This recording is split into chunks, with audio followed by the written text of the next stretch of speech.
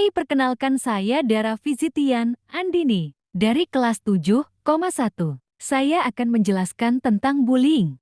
Komitmen pengakuan dan perlindungan terhadap hak atas anak telah dijamin dalam Undang-Undang Dasar Negara Republik Indonesia tahun 1945 pasal 28 bit ayat 2 menyatakan bahwa setiap anak berhak atas kelangsungan hidup, tumbuh dan berkembang, serta berhak atas perlindungan dari kekerasan dan diskriminasi. Peraturan perundang-undangan yang terkait dengan anak telah banyak diterbitkan, namun dalam implementasinya di lapangan masih menunjukkan adanya berbagai kekerasan yang menimpa pada anak. Antara lain adalah bullying. Bullying dalam bahasa Indonesia dikenal sebagai penindasan atau risak, merupakan segala bentuk penindasan atau kekerasan yang dilakukan dengan sengaja oleh satu orang atau sekelompok orang yang lebih kuat atau berkuasa terhadap orang lain dengan tujuan untuk menyakiti dan dilakukan secara terus-menerus. Terdapat banyak definisi mengenai bullying,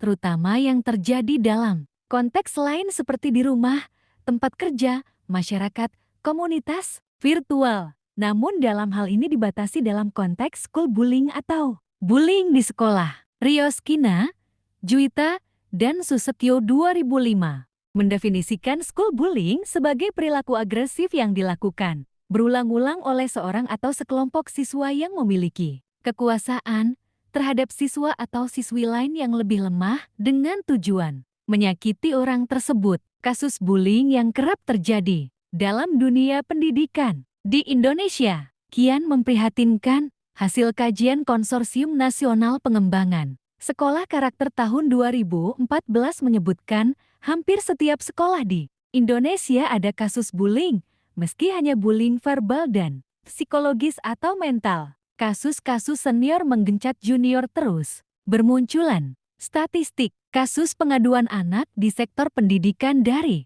Januari tahun 2011 hingga Agustus tahun 2014 tergambar SBIP.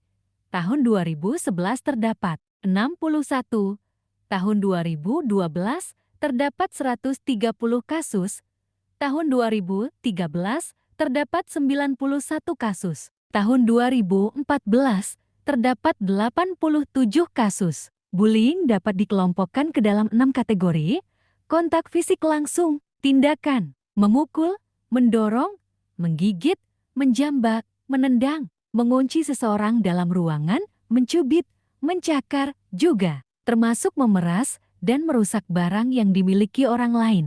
Jangan bangga, hanya bisa melakukan perundungan kepada orang lain, hanya saja berbanggalah bila memang Anda mampu menyelamatkan korban tersebut dari masa depannya yang buruk.